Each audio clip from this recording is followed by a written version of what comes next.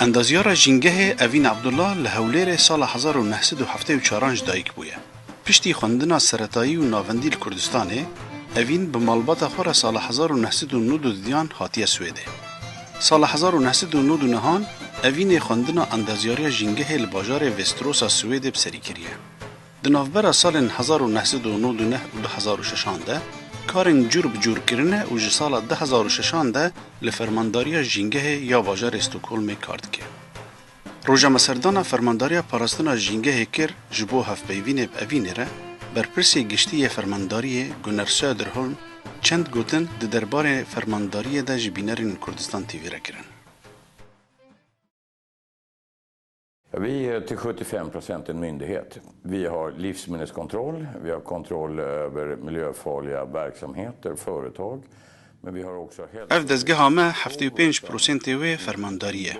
ام چافدیریا خارن دکن، چافدیریا چالاکین کو جینگه را خطرناکن، چافدیریا پاراستنا تندرستیه البته نه یا نخوشخانه و ناوندین تندرستیه لی هوایا هندر دبیستانان و پیش دبیستانان، فابریک، گولن آوه، حوزین آفشنیه، جهن ورزشه، مادهین جهریج بو پاک کرنه، مادهین خجوان کرنه، هر وها ام چافدیریا هوا روشهلات و ناوراست سویده دکن، پاکبونا آوه و چافدیریا پرجوریا بیولوژی دکن. نها گلک کارمندین ما جوالات و نتوین دن هنه و بسایه سریوان ام خدمت گزاریان بگلک زمانان پیشکش دکن. یاسا جینگه لسویده به هتابه. ده تواهی اروپا ده تن لسویده برپرسیاریا پارستنا جینگه دست شارداریان ده. پرسیم بکار آیننا ماده کیماوی کلولات اروپا برپرسیاریا دولته لسویده برپرسیاریا شارداریانه. ام بوی سر بلندن. و بکیف خوشی ام آلیکاریا شاردارین کردستان بکن گاوا او بخوازن. چه خواست خوشه که پیوندیا کارمندین ما به ولات خور خورد بن و دخوازن آلیکاریا گل خوب بکن. هبونا اوین دناو مده جه شاهنازیه و گاوا ام بکار بن دریاوه و کارمندین مین دن را وکوه آلیکاریا جهان سیام بکن و بتایبت آلیکاریا کردستان بکن او دیبه به سرکفتن کمزین جمعتوان را. بینرن برز افدم و همود من و بخیر. پرسگریکن جینگه جوا پرسگریکن هری گرینگن دسردم آمده جبو تواهی دنیای. جینگه ها ناو ماله، جینگه ها کار، جینگه ها سرجاده، آواگرنا باجاران، جینگه ها شارداران و جینگه ها تواهی دنیای جبرکو سامان دنیای سینورگیرینه و دکارن خلاص بن. و جبر ویجی دوی امگلکی برنگکی دقت پیرا دانستاندنه بکن. امنها لآواهی اداره پارستنا جینگه یا باجار استکهلم لگلمه خوشکمه اوین صالح کوبخوا چافدیرا جینگه اما گلک پرسان دوان وارد جی بکن خوشک اوین تبخیر هاتی پروگرام ما سر سپاس خوشک اوین یعنی بریوا بریا پارستنا جینگه چیه دکانیج مرا کرتی بحثی بکی و پیوستیا وی چیه بله من وكو اندازياري جينجا كاردكم لا برا وبري تساوديري جينجا لا شاري ستوكهولم ام بريو بريان او فرمانجيا برپرسیار لچاوديري كاروباري جينجا جا جينجا وشي كي زور غوري وزور باردگريتوا ام دائريه وكو قلتم برپرسیار لهمو كاروباري كپيونديه كپيوسته بجينجا لشاري ستوكهولم جا هر باجرك ابي فرمانگی کی وای هبی بوی بتوانی کاروباری جینگا و تندرستی چاودێری بکە دایره ئێمە بریتە لە 5 بەش هەر بەشێک کاری خۆی دەکا دەچین دەتوان بڵێم 75% کاری ئێمە کۆنتڕۆڵە یان بە مانای دەچین کۆنتڕۆڵ دەکەین لەسەر شەریکات لەسەر کارگا لەسەر چێشتخانە لەسەر مەکتب حەزانە ڕەوزە هەر شەریکەیەک کە بزانین با بڵێن مەوادی کیمیایی یا زیان بەش بەکاردێنێ کە زەرێرێکی هەیە بۆ ژینگە کە ئەڵێم ژینگەش ئەو کاتە ئاو و خاک و هەوا ئەگرێتەوە ئەوە زۆر بە کورتی داهاتەوەش کوتێ یعنی کی پەرێوە دەدێ چۆن یانی با بڵێن چێ بەڕێوەمان دەبا ئیتر حکوومەت ساڵانە وەکو بودجەیەکمان هەیە ئەو بودجەیە بەڕێوەمان دەباتن کاروباری خۆمان پێ بەڕێون و ئەمان کاتێش کە ئێمە کۆنتڕۆڵ ئەکەین هەر شەریکێک کە کۆنتڕۆڵ ئەکەین وەکو بابرێن بودجەی پارەی ساڵانە فاتورەی ساڵانەیان بۆ ئەچێ يعني ئەو کارێک کە بۆیان پێشکەشەکەین لە خۆڕایی نییە. ئیتر هەر شەریکەیەک حەسب چەند کار بۆیان ئەکەین حەسب ئەم کارە پارەی ساڵانەمان ئەدەن. يعني ئەو شیرکە هاانە کودانە سەردانەوان دکەن و تاقی دکەن ئەو مەصرفی وێ چوونەوە ئەو نادەدەن. بێزگە لەوەش سیستەمی سزادانان هەیە کە غەرامە ئەکرێ هەر سەرپێچێک بکرێ سزا دەدرێ ئیتر ئەو سزایش وەکو ئەوش دەخلێکە بۆ دائیرە ئێمە. و بەڕای منیش ینی سزاکردن شتێکی ڕەوایە و ئەبێ جوابی هەر سەرپێچێک بکرێتەوە ئەگەر هەر کەسێک مەسەلەن پەیڕەوی قانون نەکە یاسانەکە و هیوادارم لە کوردستانیش ئەو سیستەمە دەست پێ بکرێ و چونکە بەڕای من هیچ شتێک ناگەینە هیچ ئەنجامێک ئەگەر ئێمە پلان دانەنین خەڵک نەزانێت چی شتێک باشە بیکەم چی شتێک باش نییە کە سزا نەبووی تر خەڵک هەمووی بە کەیف خۆش دەکات. بەێ ئەمکارن پشتراجی ینی نێزیکتر ڕۆنە سەرمی مەسلێ باشە بریارێ وە چاوە تێنگرتن چاوە بریار تێنستن. بەڵێ ئێمە لە شاری ستۆکۆلم لیژنەیەکی پێێن لیژنەی ژینگە و تەندروستی ئەم لیژنەیە سەر بە حکوومەتە ئیتر ئەوەش قرار ئەدا بە مدیری هەموو دائیرەکەمان ئەم مدیرە ئەم قرارەکە وەرەگرێ ئیتر ئەدا بە مدیرە بچووکەکانی دوای خۆی دابەشەکە بە ئەو پێنج بەشەی کە لە بریتە لە فەرمانگەکەمان ئیتر قراردانەکە با بڵێن لەسەرەوە دەست پێ ئەکاتە خوارێ. يعني هون همو أول في چافدیری ده کار دکن هون همو اندازیار جنگه هنه یان بش تخصص هنه هر یک بشه که هي ايكولوج او كزياتر سبيسيال سيستا بابلين بسبورة لجان لبروشتيوال للطبيعة هي اندازيارة وكو من زياتر بشي تكنيكي وجاتر شون جورها بروسيس لشركة بريودتي هي بابلين ايكونوما او زياتر علاقة بايكونومي ده هي جا هر کارێک پسپۆری خۆی هەیە و سەرپشتی خۆی هەیە. باشە ئەو کەسی هانە کوونها کار دکەن یەک بەسەلەن بەری 20 ساڵان vێدەری کار دکە یەکجی تازە هاتی کارە ینی خوێندنەوە چاوە ینی ئینفۆرماسیۆن زانستەوە چاوە ندبن. زانیاری و زانستمان ئیتر دوایەوەی کە لە دانشگا خوێن خۆمان تەواو کرد ئیتر لێرە کە کار دەکە ئیتر تەواو نابیدا زانیاریەکە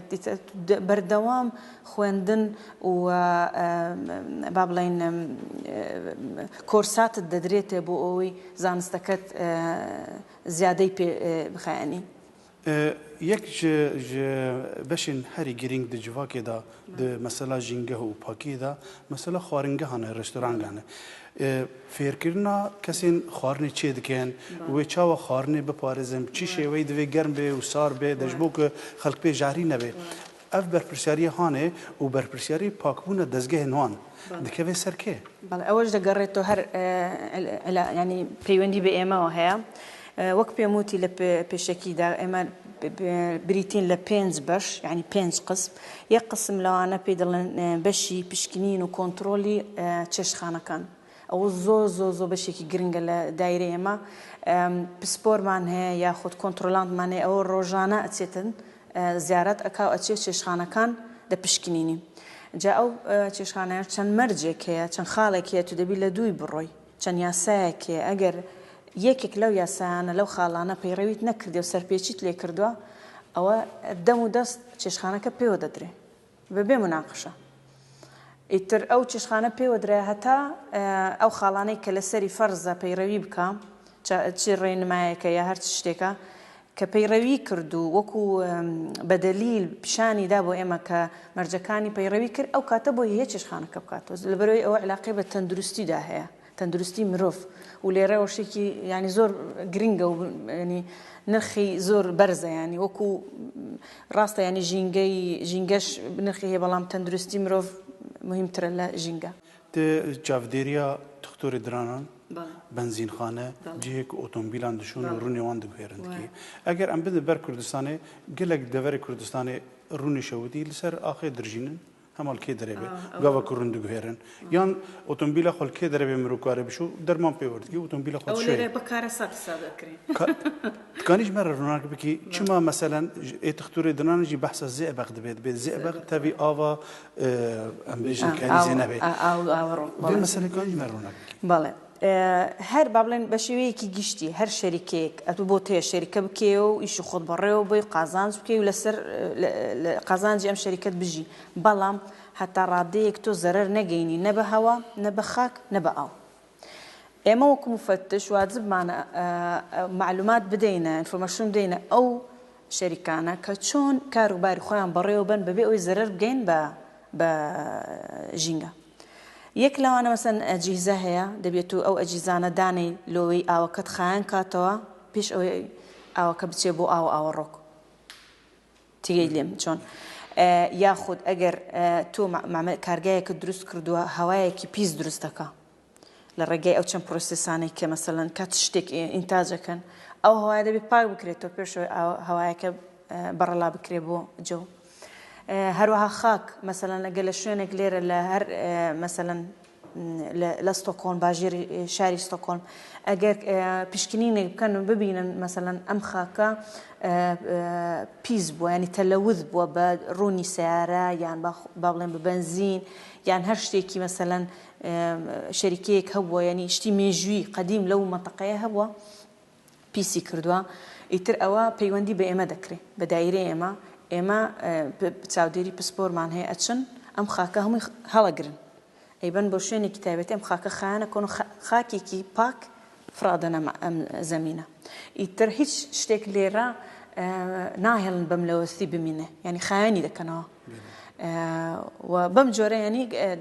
دتوانم بلهم أول شيء قريته كنترولي صالانة معناه يعني كنترولي حفتانة يا مانجانا حسب تشجوري كلا شركة تنها بحث كير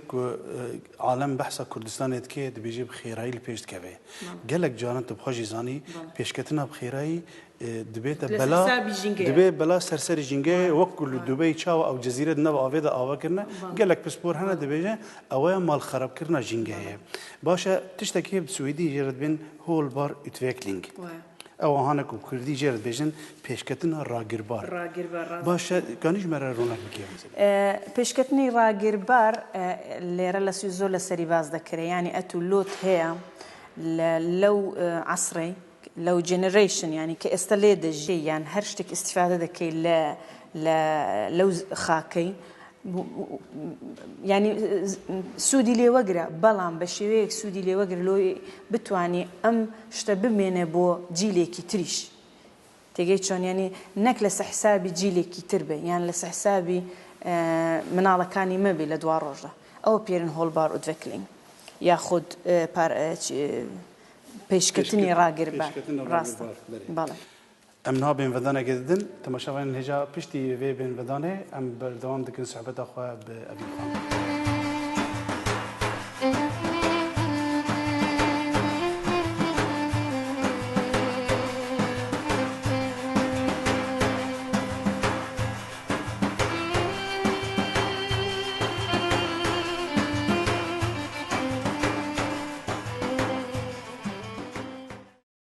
اوین کچا ماموستا خناف حسن صالحه او جناکو بشک جی سیستما پرورده سوید بخوره بره باشور کردستانه. دکار خوی روزانه ده اوین سردان بنزینخانه و بزیشکن درانند که. ده سردان خوده او روتین وان روزانه کنترل دکه. چاوا برمایی جهری کجیجنگه را خرابن کارتینن، چاوا دپارزن و بچرنگی زیانا وان مدیان سینور دکن و خوشی خلاص دکن. دروژه که کار ده تیما کردستان تیوی به اوینی را چو سردانا عیاده پزیشکن درانان جبو تاقی کرنه.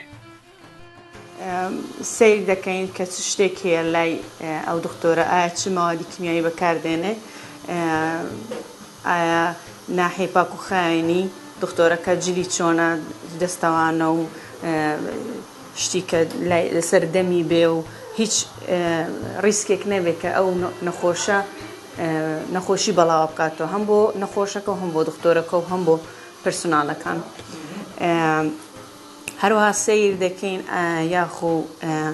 پشتکی که پیلن جهازی که بکاری من بوی ماده زئبق كمادي كلا حشوي ددان ده هي أو مادي نجاتا وكوبين ليرة أو حشوي ددانا زور لواني بابلين نخوشكاني أواني تمنيان قوريه أواني لصالي تلكان لدايق وني أخذ لصالي بنجا كان حشوكيان هي بيدرن أمالجام أو أمالجاما مادي زئبقيتيا مادي زئبقي شوكو يوازان مادي كي زور جهرينا أو مادي نمان بيجات بمجاري ياخذ بودشور لبرو جهازك هي ربط كرا ولا بنوي أم كرسي نخوش أم كرسي دان رابوي أو مادي جدا كاتوا بوي نجاتا بمجاري ودشور كاتك توابو كبهم خالكان داتي بريم كاركم توابو يتر سباسيان دكم ودواي ورابورتك دانسم أم رابورتا أو شتاني كمثلا ملاحظة مكرية كمثلا كم ترخمية لنا أو رابورتا دانسم وفي عندنا لما وي حفتي كان دو حفتة دمي أم شتانا جيبت زيت كان دو أم دو حفتي بو من رابورتي كتير دنيرن بو أو شتاني عن جيبت زيت كدوان أجر نيان كردبي لو كانت دبي جاري كتير زيارة يامكم وبو يبتوان أم خالنا لبير نكم ياخد بهمود خاله كان دا تيبرم شكليستك مان هي أو شكليست بكار دينم يكلو خالانا كديم الجورة وباز دكم چند کس کار دکا لو عیاده چی جهازك بکار دینن بو اوی وکو باسم کرپشتر جهاز عازل هي بوی ماده زئبق كويك سيلفر جدا كاتو لمجاري ودشورشتوا وآي أم جهازة شون خاوين دكري ياخو چند جار دقور دري صالي بو اوي وظيفة خوي بكات أم جهازة هروها سيري باكو خاويني دكم وكو بيشتر باسم كرد باكو خاويني زور گرنگه يعني لناحية تندرستي نخوشكا و تندرستي دكتوركش وكو بيني تام بيشتر نخوشكا دريج دكري و دكتوركان و سستركا همون دسكيش و وكو شتيك بس السردويان دادن لوي مترسي نخوشي بلاونا بيتوا سير دكان موادي وكو تعقيمات واشتوا بكاردينا بوي نخوشي بلاونا بيتوا وأوشتانش سير دكم روتين يعني همو برسونالا كان أو روتينانا أقادارا بيروي دكان ياخدنا كسيري أوشتانا دكم تماشا دكم بنوسيني شانة كنابي بس ب شفوي بيلين همانا دبي هموشتك ليرة بنسرة لناو ملفك بكري ياخد لناو كمبيوتر بكري بوي اگر شيفك نخوش به ياخد دكتورك نخوش به موجود نبه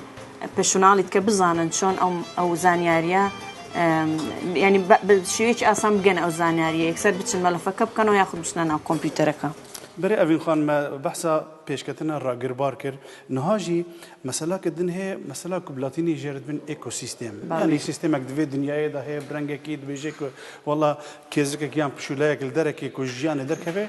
مال الدنيا خراب دبي عجب راست ولا يعني خلق مزند كيش برا مسألة شيء أنا زور راست إيكو سيستمش أجت توزع بيناسب كم إيكو سيستم تشيم إيكو سيستم أويك همو جان لبريك يعني همو حشريك يعني همو زين دورك لم جينجيا كاري خوي وظيفة خوي هي أو بأكيدي يعني مناتاني بلين أو تشك حشرة قيمتينيا أو جان لبروي جورية نرخي زورترا هرشتك كاري خوي دكا وكاري جري هي لسر زندورة كاني تر ولا سر جينجا جاما همو بيكوا بابلين ترازويك دروز دكان ياخو ترازو را دقرن لجينجا وهمو بيكوا دجين لنا أو هوا وخاك اگر بلان یکک لم زندورا جوره به بتشوق به انقراض بك ياخذ نازم بكردي يعني لناو بتشي او زياني هي بو سروش بوجينجا چونتو بابلين بيراميدك بردك لابي ورده ام بيراميدا دروخي اما شروا امنها بر بآوینه ودشن و دگلک جنگل سوید دجی کلمش پیشی زورن و گند گاز جات کن دبی چما شارداری و دولت نه درمان نارشینش بر ام دسماند حالی متنه دولت جد بیجی اف تشتانه گرینگش باجینگه چما یعنی اگر او کلمشانه کل سوید تواب من الولات الدینیه تبدا تواب یعنی مسئله چیه؟ و بخوي آخر وكو بيموت حشرة هي زيان بخشة يعني حشرة هي اللي بابرين لجينجي خوي وظيفة خوي دكا هر أو حشرة كيستر لباجر يعني إزعاجي خلق دكاتن أو الراستا ليرة بيناسة ذكري وكو حشرة كي زيان بخش أجر درمان وشتيش بكار بيني بوي لناي ببي أوكي بلام أجر أتو لدارستان ياخذ لشوينك طبيعته بشي درماني بريشي بيكوجي بو او جاواد بو نمونه مثلا امل كردستان كنوروز دي سيرت كردو او خلقهم بو تشولي دادا كيوي بسيار وبلوري ويتر او سرشت جواني مي كردستان كوكو رازايتو وكو بوكي ها هميان بيسي دكانو بسري دكانو او جريمه برايم راستي يعني بو أمج توزك بمودرنانا سيران نكين يعني أمن آخر جا لكردستان ما نجي سي تشوار بو نهايتي سي بو تشوموا راست هشتا آهنجي روز هر بردوام بو هر ما بو بلام يعني براست تيك تشومك أو منظرم ديت أو تشيا جوانا أو سرشتا جوانا أو خلق بسيارة وبلوري بصدها بس أو خاكي كوتوا اشتكي بيرلين سرشتي باراستو ليرة للسويد لولاتي السويد تقريبا زياتر لسي هزار هرم هيا بيرلين سرشتي باراستو لو هرمانة تولوتنيا نا قوليكي ونا دار هالقليني نا آقربكي ونا خانو دروسكي نا بارك دروسكي هيج أوا سروشتێکە نابی دەستکاری بکرێ و نابی تێکبرێ بۆ لەبەرەوەی چەند مەرجێکێ ئەم هەرێمانە نرخی سروشتی بە نرخی هەیە وەکو بڵێن قیمەتی سروشتی زۆرە یاخود زیندەوەری بەدەگمەنی لێیە یاخود نەباتی بەدەگمەنی لێیە هەندێک جاریش قیمەتی کولتوری هەیە یاخود قیمەتی مێژووی هەیە لەبەرەوە دەیپارێزن و پاراستنەکەش چۆنە یاسا دەیپارێزیتن ئێمە لە کوردستان بەداخەوە ینی زۆر سروشتێکی جوانمانەوە زۆر ڕوەک و نەباتاتی جوان و بە نرخ و بەڵێن بەدەگمەنمان هەیە خەڵک قیمەتی نازانێ جێم لێ بۆ لەو فترەیە خێری خەڵک دەچیتە سەر چیای سەفین گوڵە شلێر لێوێ هەڵدەقەڵێنی و دەچیت لە باخچەی خۆی دەچین ئەی باشە بۆ ئەم گوڵە ئەم نەباتە ژینگەی خۆی هەیە بیئەی خۆی هەیە کە لێ دەحەوێتەوە کە لێشین دەبێ نابێ ینی دەبێ قانون هەبێ ئەم خەڵکە سزا بدە ئەتولۆت نییە گوڵ لە سروشلێکی بچی لە ماڵی خۆی بچینی دەبی شوێنی تایبەتی هەبی بۆ سەیرانگەها وەکو هەموو دەوڵەتی پێشکەوتوو پارک هەیە سیارە خۆت ڕادەگری شوێنی تایبەت هەیە بۆ یەکە بتەوێ گۆشتشت ببرژێنی پێویست ناکات و بە سیارە ئەو تایارە گەورانە بەسەر ئەو کەس کاتی ئەو سروشتە جوانەی دەکەوی تێکی دەدەی و لەوانەیە پاشماوەی سیارە بەنزین شتواش بڕێژی يعني براي من هوادارم يعني اواني برپرسیارن لە کوردستان لە ژینگە شتووە شتێک دروست بکەن کۆی تۆزێک قیود دابنێن بۆ خەڵک کە بلۆت نییە بچێنە ئەو سروشتە بە کەیفە خۆت ڕاستە بۆت هەیە تام لە سروشتوەرێک بری تەمەتوع بکەی بەڵام دەبێ تۆزێک سنوور هەبێ براستی ئەگەر جارنە مرۆڵ دوورە خۆ دنێرێ مرۆڤ پێ هەست دەکێ دووروبەری مەران تژێ ژەحرە جلکی مران بویاغ جحری چی بونه مثلا درمانی کو پی جن پور خو بویاغ دکن گلک جحرتی دهانه درمانی تو پی فراد شویان تو پی جلی خود شویان هندر ماله اب همه تشتانه جحرتی دهانه بی کو گلک کس های جهبه لین نها اوک درکتیه کو سیمبولک ل سرن و تشتانه و موادانه دخن دبیجه جنگه دوست يعني اف درماني هاني كم زيانه وي سرجينجا هي كاد جمرت كاري فيرونايك يتر ابيلن جينجا دوست يعني هر موادك ياخذ يعني هر شتيك اكري ليره وكو علامتك للسرا كان علامتك هي ليره للسويد اجر ام ماده ككريت يعني هكا خواردنيش زور خواردنيش او علامتي للسرا او معناه ام خواردنە هەتا دروست کراوە یاخود ئەو مجللا یاخود ئەو مادەیە دروست کراوە بە چەند پرۆسێسێکدا تێپەڕوە زیانی بە ژینگە نەگەیاندووە تێگەی چۆن ئیتر جل لێرە من بەش بە حالی خۆم کە جل دەکڕم دەی شۆم یەکەم جار لە بەرۆی تۆ ئەگەر پانتەڵۆنی جینز بێنی ئەو جینزە تا دروست کراوە 200-300 مادەی کیمیایی لێ بەکارهێنراوە هەتا تو ئەو جینزی حازر لە بازارێ دەیکڕی ئیتر ماوادی کیمیایی زۆر بەکاردێ هەموو دەوروشمان ماوادی کیمیایە لەبەر ئەوە دەبی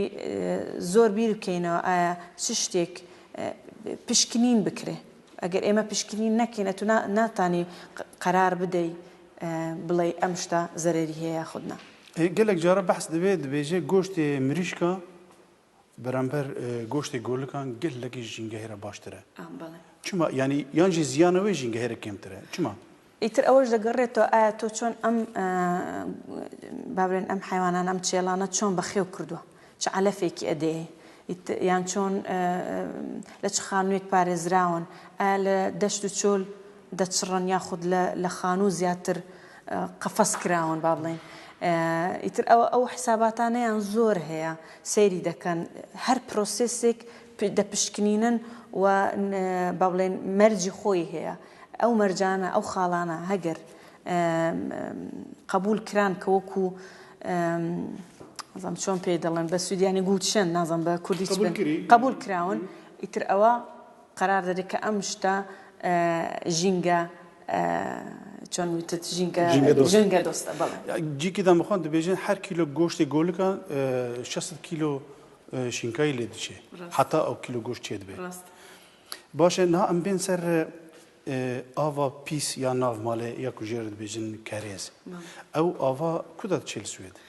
ئاو لە سوید لە برۆی ئێمە بەختمان هەیە لێ ئاو زۆر دەریاچە هەیە لە سوید و ئەگەر تەماشا خەریتەی سویدش بکە دەور پشمان هەمووی بەحرە ئیتر ئەو زۆر هەیە ئەو ئاوە لە دەریاچەکان دینن دەچێتە فەرمانگەی یان پێڵێن کارگەی خاوێنی ئاو پێ دەڵێن ئەو ئاوخایان دەکرێت دەنێرجێ بۆ خانووەکان بۆ کارگە و معمەل و شتیوە دیسە ئەو ئاوە هەمووی دەگەڕێتەوە بۆ کارگەیەک پێڵێن پاکردنەوەی ئاوەڕۆک بەڵێ حەز دەکەم پیشان بە بینەران بدەم بە شێوەیەکی زۆر بەسیت ڕسمەکە لێرە با بڵێن ئەمە دەریاچێ ئاوەکە لێرە خایان دەکرێت لەم کارگەیە تر ئەوە خانووە ئەوە با برین بنزی خانەیە لێرە سیارە دەشورێمە کارگەیە ئاوی هەموو ئەم بەشانە ئەچێ بۆ دائیرەی خایانکردنی ئاو و ئاوەڕۆک دوایەوەی کە خاوێن بوو ئاوەکە بە چەند پرۆسێسێکدا تێپەڕی پرۆسێسی با بڵێن چەند حەوزێکە ئەم حەوزی میکانیکی حەوزی کیمیایی حەوزی بایۆلۆجی ئەو پاشماوەی کە دەمێنێ لە حەوزەکان وەکو پێین بەکاری دێنن لە کوشت و کاڵ ئیتر ئاوەکەش پێشەوەی فرەدەنە ناو دەریاچە پلەی گەرمی تقریبان بینی 15-20 ئەو گەرماتیەش سوودی لێوەردەگرن یعنی هیچ شتێک لە خۆڕای نائڕە ئاوەکە دەبن گەرماتێکە دەگەڕینەوە ئیسفادەی لێ دەکەن بۆ گەرمکردنی خان و پێڵێن فیارڤەرمە دوای ئەوە فرەدەنە ناو دەریاچە یعنی بە شێوەیەکی وە خاوێن دەکری کە هیچ گیان لەبەری بەحرەکەیان ئاوەکە نەگەینی خۆم خۆستس بەحسەوەی بکەم حساب بکە ئەگەر ئەو ئاوەهانەی تەب لە هەف دەبێ تەبی ئەو هەموو مەوادی کیماوی کوژماڵانش هەموو تشتی تەب لێ دەبن حساب بکە مرۆڤ پاک ناکەی و باوێژ ناو دەریاچی لێ تێ طبعا هەمووی دەمری کەواتە تو زیانت گیاندە ئێکوسیستەم ینی ئاوەکە وا خایان دەکەن چۆن لە یەکەم جار ئاوەکەت وەرگرت لە سروشت بەو شێوەیە خایان دەکرێت کە فرە دەدرێتەوە ناو دەریاچە ڕۆژە ئیرۆ سوێد یەکیش وڵاتین هەری پێشەنگ دووارێ ژینگەهێدا و لە ماڵان گەمارە ناو ماڵەیە یانیش بەرمایی ئێ خواردنی و تشتان دابەش دکن هەسن حاڵێ خوا جام لە حاڵی خۆ خواردن حاڵی خۆ کەنگی ئەف پرۆسەیە دەست پێ کرد و فایداوی چییە؟ دابەشکردنی زبڵ لە سوید دەتانم بڵێم لە دوای جەنجی جیهانی دووەم دەستی پێ کردی بەڵام هەموو پێکەوە دەستی پێ نەکرد وردە دەستی پێ کرد دوای ئەوە یاسا دەرکەت بێجگە لە زبڵی ماڵ یاسا دەرکەت چۆن تایری سیارە بگەڕینەوە ئیسفادەی لێ بکەن یاسا دەرکەت بۆ نمونە چۆن مەسەلەن پلاست ڕوونی ئۆتۆمبیل پلاست کاغەز هەموو ئەو شتانە وردە وردە دەستی پێ کرد دەتوانم بڵێم وڵاتی سوید دەستی پێ کرد قوتوی ئەلەمینیۆم و پلاستیک وشتووە لە ساڵی 60ەکان دەستیان پێ کرد سیستەمێکیان دانا کە قوتوب گەڕانەوە پارەی وەرگری لێ ئەوە چەند ساڵی شێباز دەکەن گوایە لە کوردستان ئەو شتە و سیستەمە دروست دەکرێت بەڵام تا ئێستا نەمبینیوە یعنی من یەک بەخۆم کە لە فڕۆکەخانەی سلێمانی دابەزیم چوون بۆ هەولێر لۆ سەردانی داکەم 3-4 ساعتە ڕێگا ملیۆن بوتڵی ئاوم دیت ئەوە فڕەدرا لەسەر جادەکان و لەو سروشتەی جوانەی ئێمە یعنی زۆر غەم و خوا بەڕاستی ئەو زبلێک وش خواردنێ تێ تایبەت تێ پاراستن دەبێ داوی دبن تااقەتێکی دەردخەن ئۆتۆبیس و تش پێ داژان بەڵێ ئەگە بگەڕێمەوە بۆ زبلی ئەمن گازندەم زۆر هەیە لە کوردستان هەر دەگەڕێمەوە بۆ پرسیارەکانت ئەو زبلەی کە بابرێن ئی خواردن ئیتر ئەوە زۆر جار دەسووتێنن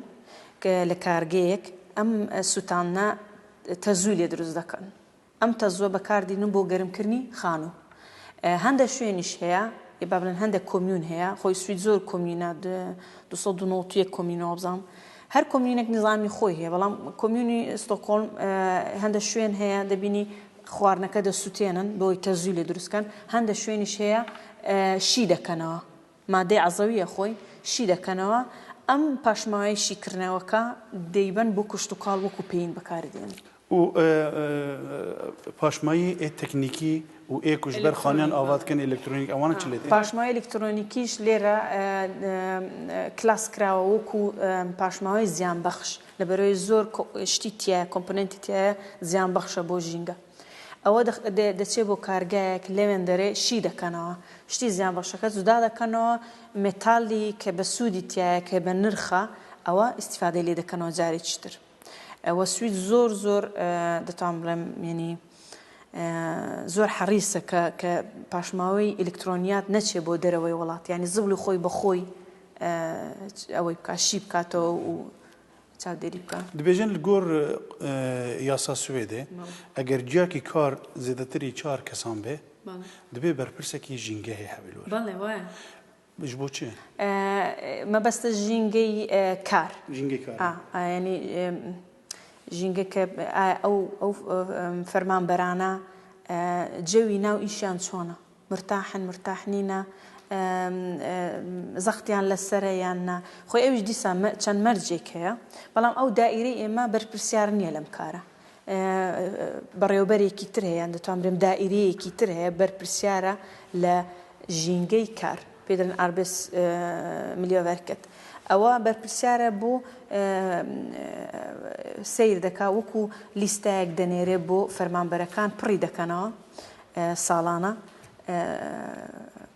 جەوی ئیشت چۆنە مرتاحنی شێفەکەت لەگەڵت باشە یان نا هەوای ژوورەکەت خاوێنە یاننا کورسی و مێزت بەدڵتە ینی هەموو خاڵێک لەبەرێ ئەوان لە قەناعەتی وان ئەگەر تۆ لە کاری خۆت مرتاح بی ژینگەی کارت خۆش بی تۆ ئینتاجیشت باش دەبی کاریشت باش دەبی و تۆزێک ئەوکو کریەتیڤ ینی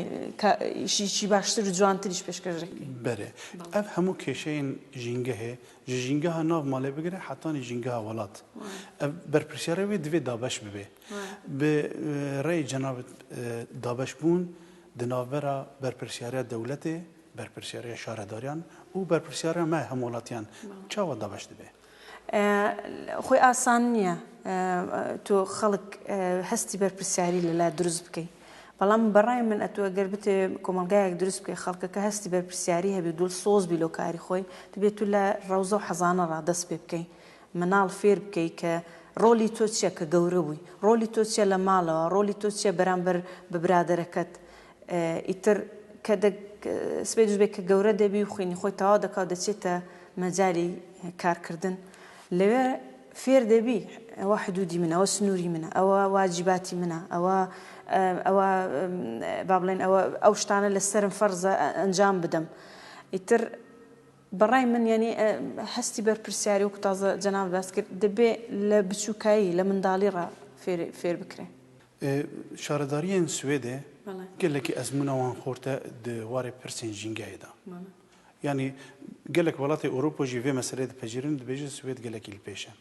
اب ازمنا شاردارين سويد في والده چا امریکانه به یعنی کانتاکت نه تکلین به شاردارین کردستان را درس بکش بو امجی فایده ج زانست و زانیارین ما ببینن هر کاتک حکومت کردستان حزبک پیوندی بک به فرمانگی بڕێوەبەری دائیرەی ئێمە ئەوە بە خۆشحاڵی و وەک تازە لەگەر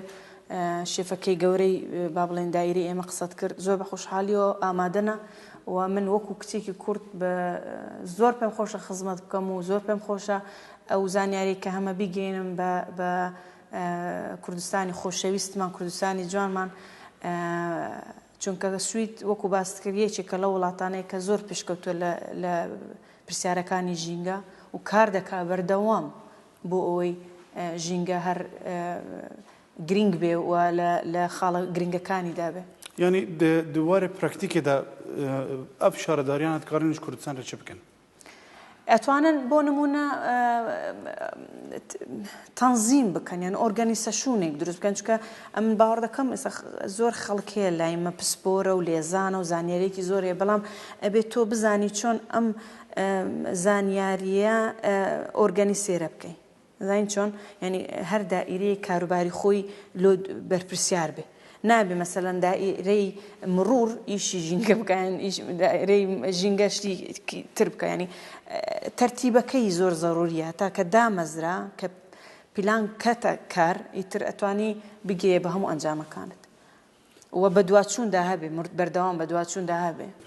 gelekî spas evên xwan te ji bo qebûl kir beşdarî programme bibî gelek spas ji bo bînerên Kurdistan TV ku heta niha li pêş ekranê meman